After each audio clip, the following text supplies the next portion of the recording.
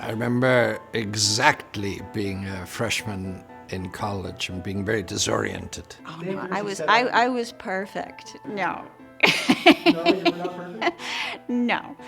Actually, I did pretty well my freshman year. No, I was not fully formed. Any student who thinks that they are ready for college are in for a big, big surprise. Were you responsible as a freshman? I Studied well?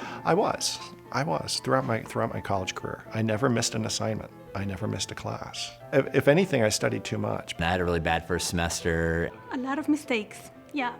I was actually a very bad student my freshman year. I graduated from high school, had no clue what I was doing. I didn't study hard enough. Bad time management. Not knowing how to pace myself. That would have been one of the big problems. Oh, I made lots of mistakes, yeah. My first mistake was taking courses simply because my friends were taking them. I put in minimum effort, did very little. Yeah, I thought that it was something that I could pick up just by sitting there and absorbing what the teacher said. I made lots of mistakes as a freshman when I was sleeping in too long.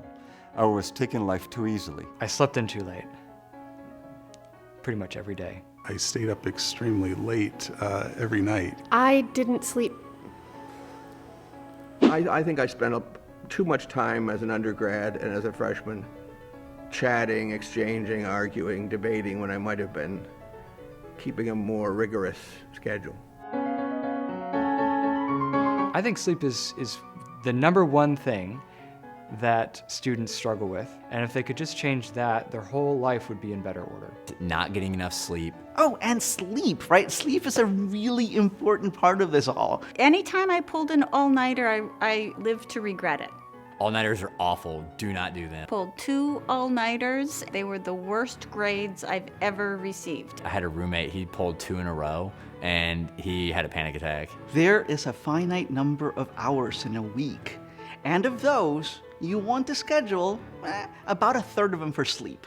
The night before an exam, I don't want you to study. I want you to watch a movie and I want you to go to bed early. If you're working until 2, 3 a.m., then you're not going to be primed for my 9 o'clock class.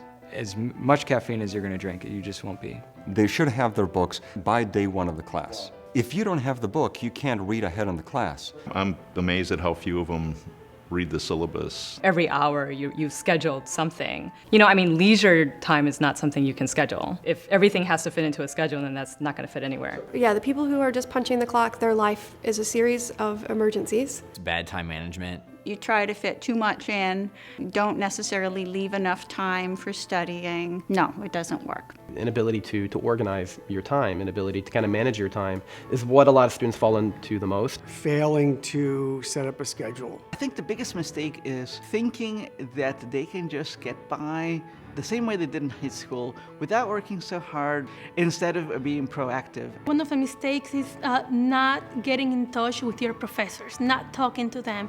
I think that the reality is that most people, when they're freshmen, they're just not ready to handle all that much freedom. And you think that, well, you know what, my next paper is in October. I don't have to do anything. You need to just occupy your time a lot more. Of course, we all know about procrastination, right?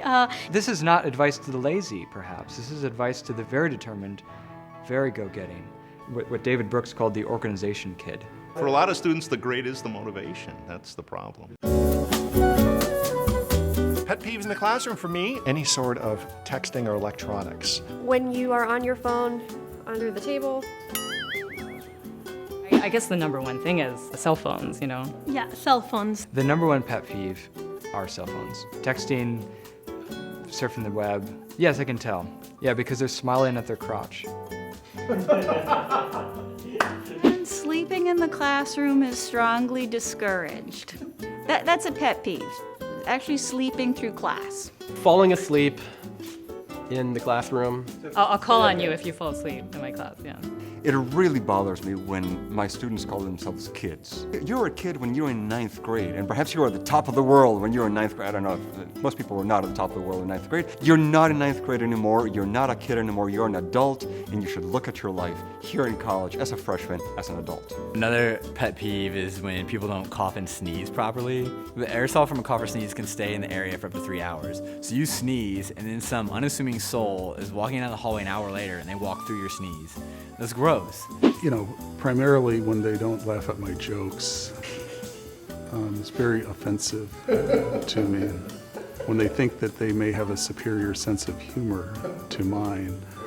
The way that some students email me, it's very comical, right? I will get an email to me and the other 3 professors that they're taking a class from, telling us that they're sick and they won't be able to make it to class that day. And it starts, to whom it may concern. Really? To whom it may concern, I am feeling ill. It doesn't just say, I'm feeling ill. It goes into detail. Lots of detail that I really don't want to know. I hate when people eat hard candy and lollipops.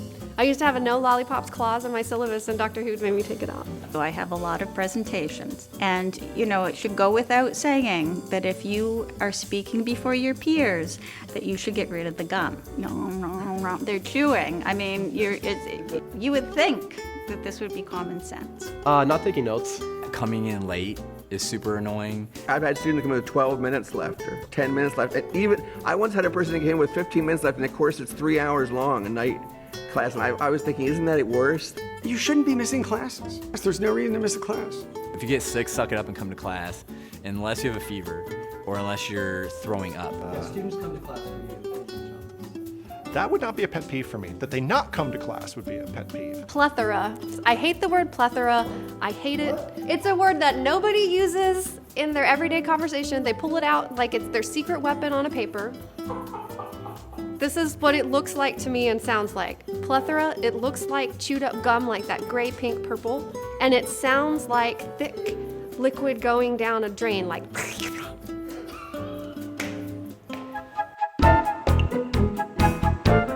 In 30 years, I've seen many, many crazy behaviors and crazy situations.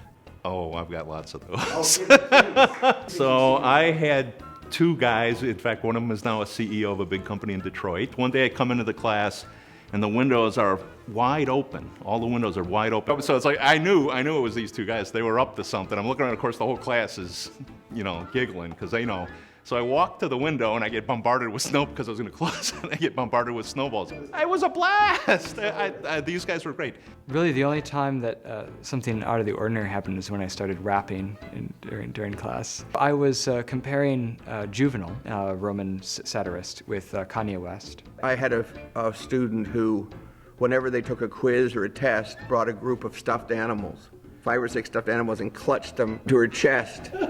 While she wrote the answers to her exam, she always needed and depended on them. So I remember once I wasn't feeling well and I'd taken some medication, probably too much medication. It made me groggy, and so I needed to drink coffee. So I was telling my students, I said, please be patient with me. I'm not feeling well. I'm a little bit groggy right now, but I should come around. And as I was drinking my coffee, I was pouring it down the front of my entire body. The students looked up in both, first with panic, and then they laughed. I've had a visitor who came and he was sleeping in the back of the classroom. He's starting to snore and like little X's over his eyes. Really, why are you here?